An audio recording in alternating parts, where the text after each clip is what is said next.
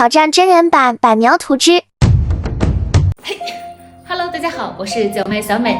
大家都知道楚雄是彝族自治州，你知道楚雄其实也有苗族吗？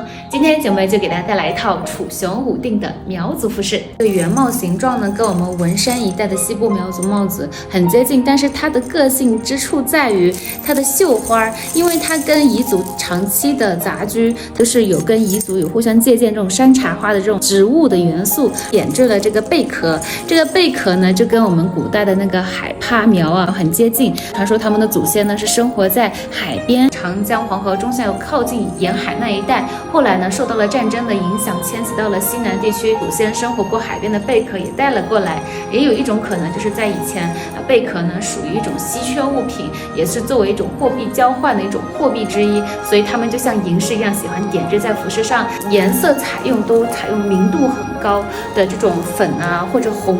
这个刺绣也是非常典型的苗族的倭回纹了。这种倭回纹在九妹的其他很多服饰作品里面都能够经常看到。生活在一个地区的民族，他们都有互相学习借鉴的元素在里面。它的上半部分就是苗族非常原始和古朴的几何图。苗族传统的刺绣就是这种平面的二维式的几何图。这个围腰上面也点缀了很多的这个小珠珠，非常精致的这种茶花，一点点排铺的这种渐变，在这个阳光底下就有这种层次和渐变感。他们会把后摆的这个部分搭在屁股后面会露出来，所以他们也会在上面点缀非常精美的刺绣。点缀的这个刺绣啊，也是很明显非常原始的这个苗族刺绣的风格在里面。你见过我们这种的苗族衣裳啊？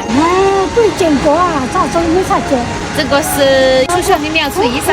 我要跟到跟呀，假秀秀吗？